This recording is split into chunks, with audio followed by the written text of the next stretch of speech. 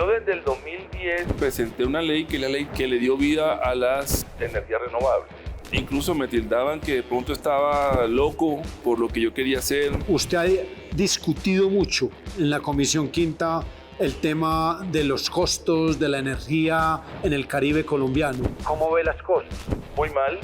La gente piensa que el problema es del Caribe colombiano, pero quiero decirte, Andrés, que eso te va a afectar a ti. Es de todo el país. El gobierno de Iván Duque tenía un problema muy grande y él quiso deshacerse de ese problema. Ese problema le costó a los colombianos más de 12 billones de pesos, que es un problema que Iván Duque heredó de la intervención de Electricaribe por parte de Juan Manuel Santos. Algo muy especial. Estamos en Diálogos con Andrés.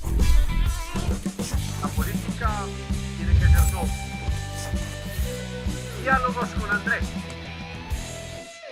Hola, nos volvemos a reencontrar en Diálogos con Andrés. Hoy con un senador de experiencia, con mucho conocimiento en la Comisión Quinta, un hombre que ha sido presidente de la plenaria, ha sido un hombre conocedor del tema minero energético y que nos da un gusto tenerlo en Diálogos con Andrés, el senador José David Name. Senador José David, bienvenido a Diálogos con Andrés, ¿cómo estás? Andrés, muchas gracias por invitarme. Para mí es un honor estar en tus diálogos. Gracias. Que ahora se ve también por el canal Congreso, que es muy importante. Mi señor, de Barranquilla, Atlántico. De Barranquilla, sí señor. ¿Cuántos municipios tiene el departamento del Atlántico? 21. 21. ¿En qué año naciste? 68. O sea que estás de 56 años. Voy para 56. Vas para 56. ¿En qué día cumplís años? 18 de noviembre. 18 de noviembre, o sea que estamos a prácticamente 2 mesecitos, 3. Cerquita, sí. Cerquita. ¿Qué te dice la vida a los 56 años? Yo llegué muy joven al Congreso, a los 30 y algo. O sea, usted tiene 18 años en el Congreso. 18 Llegaste en el Congreso. 2006. 2006. Directamente al Senado. Directamente al Senado. Y ahí hay que hacer una recordación porque José David es hijo de un hombre netamente liberal, diría yo que ortodoxo, Sí. que estuvo en el Senado hasta el 2006, el doctor Name Terán, Así es. ¿cierto? O sea, él se va y llega el hijo. Socialdemócrata llamaba. Socialdemócrata. Sí. ¿Pero liberal ortodoxo o no? Liberal, muy liberal ortodoxo. Él graduó en la Universidad Pública, en la Universidad de Atlántico. Tirador de piedras y quemador de buses. ¿Verdad? Sí. ¿Dónde nació el papá? En Sincelejo. El papá era de Sincelejo, Sí. o sea, departamento de Sucre. Sí, pero en aquella época no existía el departamento de Sucre. No, Era el Sincelejo Gran era Bolívar. El Gran Bolívar.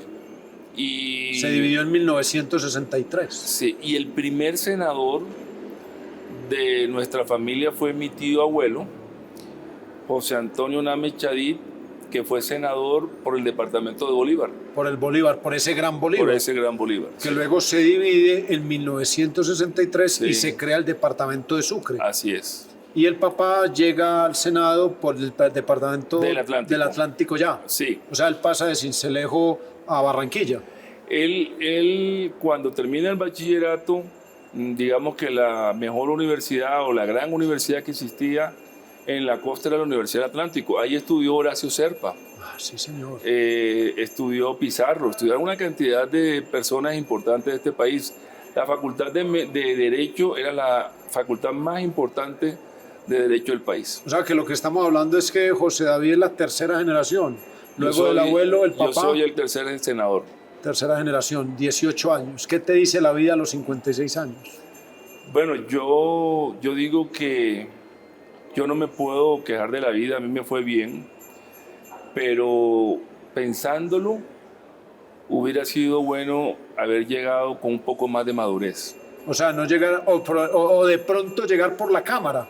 Sí, haber hecho de pronto ese tránsito, pero bueno, a mí me mandaron a jugar Grandes Ligas de una vez, ¿no? ¿Y qué hacías antes de los 38? No, yo en mi vida primero estuve como diplomático. Diplomático. En el año 1999 tuve un problema de seguridad muy grave, un intento de secuestro En Atlántico. en el departamento del Atlántico, en el gobierno de Andrés Pastrana. Sí. y el presidente estaba en un proceso de paz con la FARC. 98-2002. Así es, con los que tenemos estudio de compañeros. Sí, señor, usted los tiene ahí a mano izquierda. Sí. Muchas veces ellos me han dicho que se quieren sentar conmigo para contarme la historia. Yo mejor no quiero abrir esa puerta. Muy bien. Válido. Y me tuve que ir del país casi por 7, 8 años. Fui cónsul de Colombia en Nueva York y trabajé en el gobierno de Andrés Pastrana y en el primer gobierno de Álvaro Uribe Vélez. 2002-2006. Así es. ¿Y quién te propone entonces pasar de la vida diplomática al proceso electoral y político? Yo tengo una gran afinidad o acercamiento desde muy joven con otro gran liberal que es Juan Manuel Santos. Juan Manuel Santos fue elegido primer designado. En aquella época no existía la vicepresidencia, sino el designado, y el designado era escogido. Y mi padre y Juan Manuel Santos tenían una gran amistad por el Partido Liberal. En la tercera derrota, no me acuerdo, la segunda derrota de Horacio Serpa, 98. 2002. La segunda fue. La segunda. En el 2002. Ya para la tercera. Ambas con Uribe. Ambas con Uribe. Pero la de 2006, 2010 era la tercera de Serpa. Un grupo de liberales le habían solicitado a Horacio Serpa que necesitábamos una figura joven en el liberalismo. Y en ese momento Horacio, que en paz descanse, pues se insistía en su candidatura presidencial y hubo una separación, digamos, de los grandes electores del Partido Liberal. Dilian Francisca Toro, Carlos García Orjuela, Piedad Zucardi, Aurelio Iragorri, en fin. Por allá en el 2009, cuando el Congreso aprobó... No, eso fue antes. Eso fue en el 2005. Y mi papá, que era muy liberal, me llamó un día y me dijo, mira, yo no voy a seguir en el Congreso y yo creo que el Partido Liberal necesita una figura joven, ¿verdad? Y Horacio no quiere ceder, darnos esa oportunidad de lanzar a una persona joven. Yo no voy a seguir en la política. Me llamó Juan Manuel Santos y me dijo, mira, yo creo que ese espacio que ustedes han tenido como grupo político no se puede perder. Quisiera que te devolvieras al país y te lanzaras al Senado de la República. Cuando yo llegué, pues había unos grandes electores en ese partido, Gina Parodi, claro, Marta Lucía Ramírez. Claro. No, era un partido, en esa ocasión sacamos más de 20 senadores, 20 y algo. Recuerda que en el 2010 se llegó a 28 senadores por parte del partido de la U. Exactamente. Así es. 2006. En el 2006 te tocó a ti, pero en el 2010 habían 28 senadores. Sí. Me imagino que en el 2006 tenían entre 20 y 20 y pico. Sí, y bueno, ya vine al llamado del amigo, de Juan Manuel Santos, me metí en esto de la política y entré muy joven a... ¿En el 2006 sí estaba el partido ya de la U? Sí, claro. Definido. Sí, claro. ¿Cierto? Apoyamos a Álvaro Uribe Vélez a la presidencia. La reelección. Y el partido de la U, como todo el mundo lo sabe, la U es de Uribe. Eso fue un partido que creó el presidente Uribe con el presidente Juan Manuel Santos. Así fue. Por eso yo siempre digo que a nosotros nos pasó como cuando el papá y la mamá se separan, ¿verdad? Que fue esa ruptura del presidente Uribe con el presidente Santos. Y a algunos nos tocó quedarnos. Y ya yo no voy a decir definen quién es la mamá ni quién es el papá, pero nos tocó que nos quedamos en la mitad del camino. ¿Colegio? ¿Dónde fue? Liceo de Cervantes. ¿Y la universidad? Universidad Autónoma del Caribe y en Bogotá. Y externado de Colombia. ¿Y en Bogotá? Sí, soy externadista. ¿Tu profesión? Soy administrador de empresas y estudié una carrera que ciencia de las computadoras. Eso ahora se llama ingeniería de sistemas, pero en aquella época en Estados Unidos, cuando estudié idiomas y eso, no tenía ni nombre aquí. Bilingüe. Bilingüe, hablo perfectamente el inglés. José David, uno cuando llega a este Senado de primíparo, como me toca a mí en este periodo 2022-2026. No, pero primíparo de presencia, pero con un know-how y en la sangre suya hay mucha cosa. Gracias, José. Pero cuando uno llega a la Comisión Quinta encuentra que uno tiene que entender las jerarquías de las comisiones, sí, y también en las plenarias. Yo creo que hay que tener un buen olfato de saber quiénes son las personas que en las comisiones tienen esa experiencia, esa condición, esa capacidad de información, de inteligencia, de recorrido, y también la plenaria pasa igual. En la Comisión Quinta he dicho siempre que José David tiene un peso importante por todo lo que vive. ¿Cómo ve el gobierno de Petro en el tema mineroenergético y en esta discusión si el país, el petróleo no, el gas no, que el carbón tampoco, que reemplacémoslo con el turismo? ¿Usted cómo ve desde su experiencia al gobierno Petro en este tema? Andrés, yo soy autor de la mayoría de las leyes en los últimos 18 años que se han hecho en la Comisión Quinta, que son muchas. De pronto, en el imaginario del colombiano, siempre tienen presente la Comisión Primera porque es la constitucional, o la tercera porque es la económica. Pero la Comisión Quinta tal vez es la comisión más importante de todas. Nosotros trabajamos los 365 días al año. Usted lo sabe, porque es que ahí hablamos no solamente del tema mineroenergético, sino del tema ambiental, del tema agrícola, que eso es una gran, digamos, un gran panorama, muchos temas. Todo el tema del campo. Todo, ¿no? Y el tema medioambiental es una cosa muy extensa. Y que ha venido cogiendo mucha fuerza. Así es. Yo desde el 2010 presenté una ley que es la ley 1715, que es la ley que le dio vida a las energías renovables. Por aquella época, incluso me tildaban que de pronto estaba loco por la ley, por lo que yo quería hacer. Y 14 años se le da todo el soporte. Sí, no, y me tocó duro, Andrés, me tocó duro. Las generadoras hidráulicas se opusieron, los grandes monopolios eléctricos se opusieron.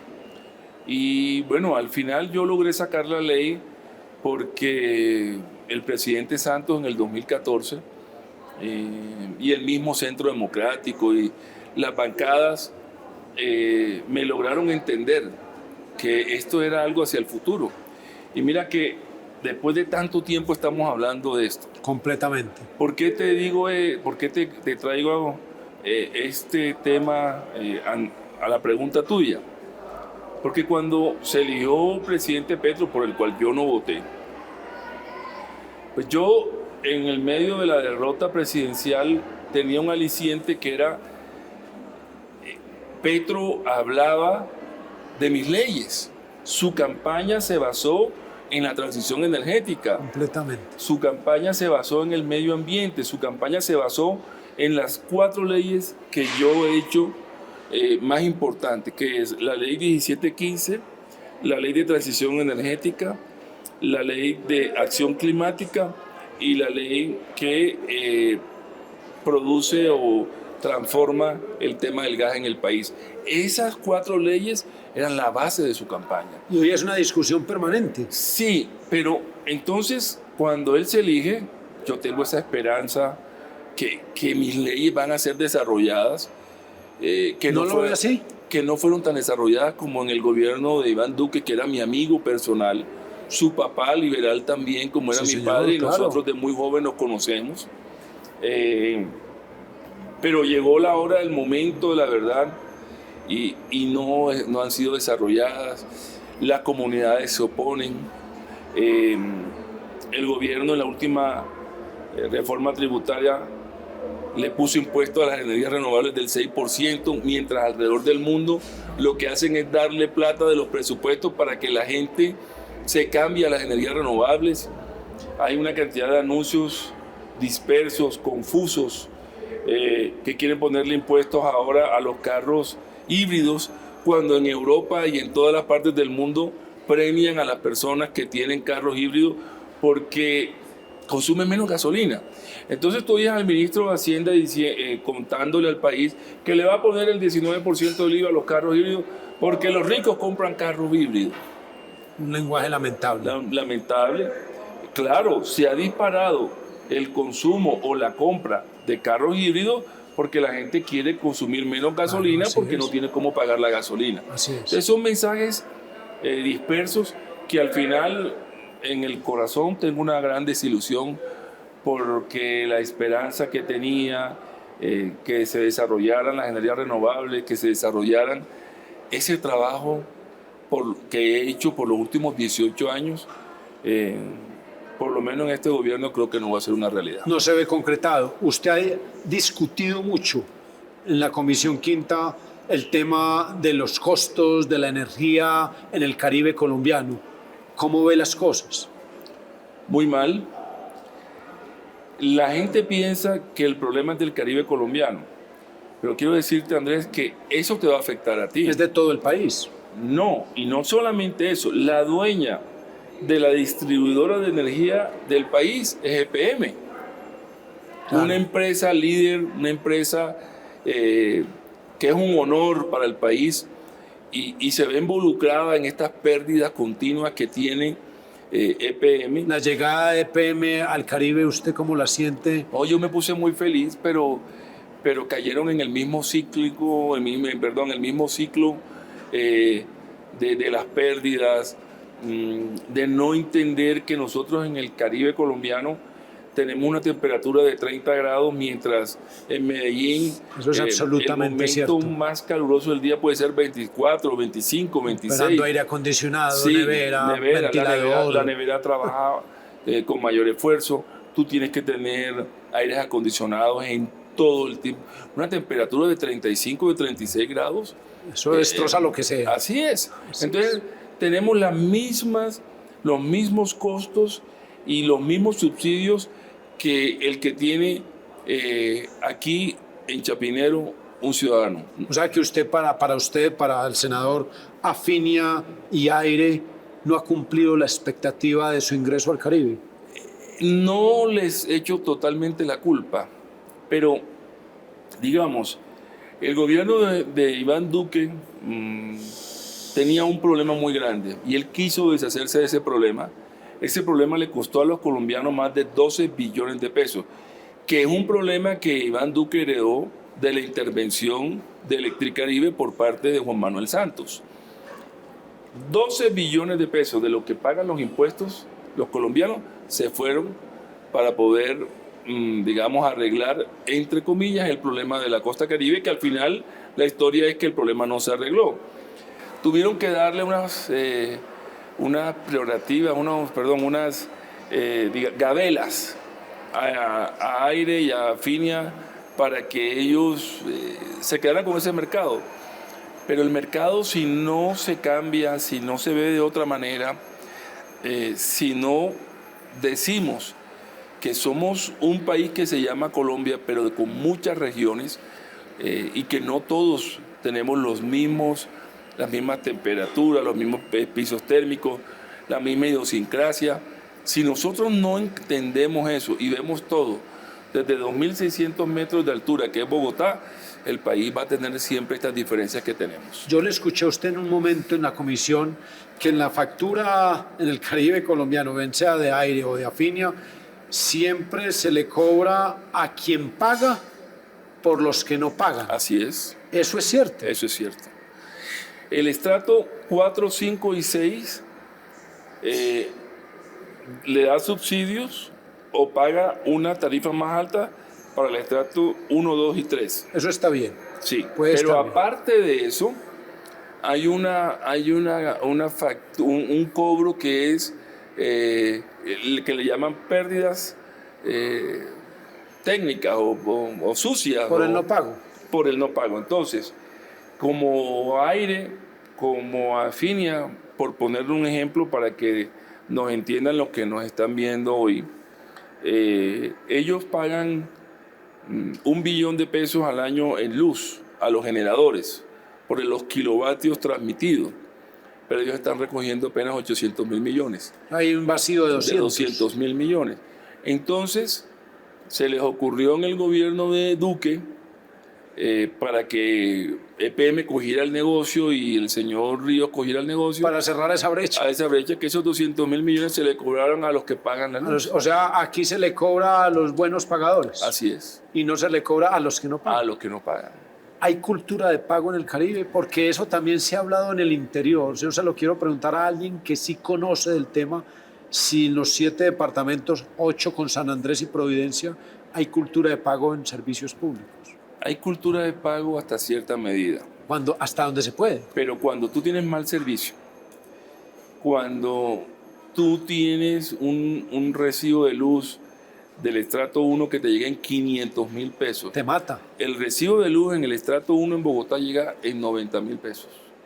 En la costa llega en 500.000. Usted ha discutido eso durante casi un año y medio. Es que la gente o paga la luz o come. Entonces es muy fácil decir, es que son mala paga. ¿O apaga el ventilador? No, pero es que decir, ¿cómo apaga el ventilador con unos niños? Así es. ¿Cómo no tiene nevera? Claro. Sí. Así es. Porque es que la nevera es a donde uno guarda sus alimentos. Así Entonces, creo que la gente... Y más con ese clima. Tiene Trópico seco. Tiene derecho a tener una nevera. En fin. Yo creo que el problema se está volviendo cada día más grave y es muy parecido a lo que está pasando hoy con los transportadores. El presidente hizo unas promesas de campaña. El Caribe colombiano, acuérdate, Andrés, fue quien le dio la victoria a él. Así es. Y ahí en el Caribe la gente se siente engañada. Engañada. Usted dice que en la reforma tributaria, la segunda que va a entrar este gobierno, en un proceso que ya se ha iniciado con paros desde el diésel, usted dice que el gobierno quiere implementar en esos 12 billones el tema de la energía en el Caribe. De la opción tarifaria. De la opción tarifaria. ¿Es sí, cierto? Sí, eso es lo que yo he escuchado y eso no me parece correcto. Sería como un tipo de chantaje para que la bancada Caribe le toque votar esa nueva reforma tributaria. Yo te lo digo hoy, yo no voy a votar esa reforma tributaria. Así es. Yo no le puedo poner más impuestos a los colombianos, inclusive aunque prometan solucionar el problema eléctrico en la costa, yo no puedo ser irresponsable porque a mí me eligieron no solamente en la costa, sino me eligieron los colombianos. Y aquí somos más de 50 millones de habitantes. Entonces, esa clase de triquiñuelas, pues yo no estoy de acuerdo con eso. José David, y algo más trascendental. Usted estaba acá en el Congreso, yo no estaba, pero yo estaba desde afuera. Hacía parte del Centro Democrático, partido que eligió a Iván Duque presidente, y era de los pocos que decía que una reforma tributaria en ese momento, luego de una pandemia tan salvaje, con la economía de la gente tan golpeada, con el sistema de salud de la gente con dificultades, no era posible una reforma. Uno mira 3 años después que un paro del diésel. Pero lo que propusieron ellos es lo que se le aprobó y lo que está proponiendo este gobierno. Así es. Entonces, ahí empieza el quiebre del ascenso de Gustavo Petro a la presidencia en el 2022. Ahora uno ve en el 2024 que el paro del diésel, que la gente con incertidumbre, y van a plantear una nueva segunda reforma tributaria. Sí. ¿Usted no observa eso como que un gobierno dice, Dios mío, no, se les acabó la memoria en estos 3 años? Están desconectados de la opinión pública. Suben el diésel 1.900 pesos, el 25% de un solo viaje, como decimos. Lo tienen que subir 6.000 pesos. En vez de ir subiéndolo poco a poco. A 200 pesos que tanto criticaban. Que tanto criticaban y que tanto la gente salía. Hoy, yo me acuerdo que subían 200 pesos y eso era un escándalo. Así es. En el país. Yo creo que hay mucha gente que criticaba y peleaba y le hacía memes a Iván Duque y ahora lo añoran. A la gente se le olvida que a Iván Duque le tocó la pandemia. Eso es clave. Eso es un momento de la historia del mundo que eso no se va a repetir. Así es, va a quedar marcado. Me parece que han sido muy injustos también con él. Y fíjese, si se hubiera hecho la reforma tributaria en aquel momento, que lo planteaban, Hoy el hueco fiscal sería menos, pero como no se permitió, como hubo tanta protesta, como hubo tantos problemas, avivados por los que hoy mandan en el país, tenemos un hueco fiscal mucho más grande. Muy alto. Muy alto. ¿Le gusta cocinar? Sí, pero cocino para mí. ¿Y qué te gusta cocinar? Porque me tocó cocinar mucho tiempo en mi época de estudiante, cuando vivía en Estados Unidos. Claro, sí, a la fuerza. La soledad. A la fuerza. Invita a cocinar la soledad. Así es. Así es. No, yo cocino lo básico. ¿Hincha de quién? Sufrí mucho con el Junior cuando era niño. Se fue el técnico del Junior, llega un nuevo técnico. Sí, ya no soy tan hincha del Junior. Ya no eres tan hincha. He sufrido mucho. Varias veces lloré. La política y el fútbol sufre uno mucho, ¿no? Sí, yo después tuve mucha conexión con otro equipo de fútbol. ¿Quién? El Sporting. Al Sporting Cristal. El Sporting, que mi papá y mi tío también apoyaron. Sí, y logramos estar en el profesionalismo algún tiempo. Camisa amarilla, da rayas con negro. Ahí jugó Calero, de arquero, y Mondragón. Y Farid. Ahí salieron muchos arqueros. Mucha gente arrancó de ese equipo. Yo creo que en aquel momento la familia Char se opuso a que entrara un segundo equipo en Barranquilla y eso fue un error. Ahora se está viendo que es un error. Y esa ciudad lo merece. Muy grande, tiene una afición muy grande. Todo el mundo es juniorista, sí, claro. David. Ha avanzado mucho. ¿Cómo ha avanzado Montería, cierto? Cuando se tienen buenos alcaldes.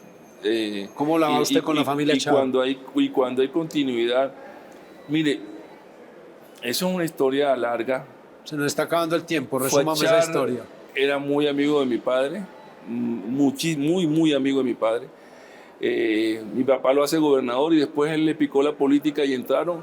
Y hubo como unas diferencias, pero fui al colegio con Arturo y con Alex Char. Siempre he votado por Alex Char a la alcaldía. Yo tengo unas buenas relaciones con ellos. José David, para nosotros es un gusto haberte tenido en Diálogos con Andrés y que un tema que es tan complicado lo resumiste bien y ojalá los espectadores que nos ven entiendan lo que pasa en el tema minero energético del país. Y Andrés, voy a cerrar diciendo algo. El tema energético no es un tema de partidos, de ideología. No, señor. El tema energético es un tema muy importante. Los países que tienen seguridad energética y alimentaria son los países que en el futuro pueden salir adelante.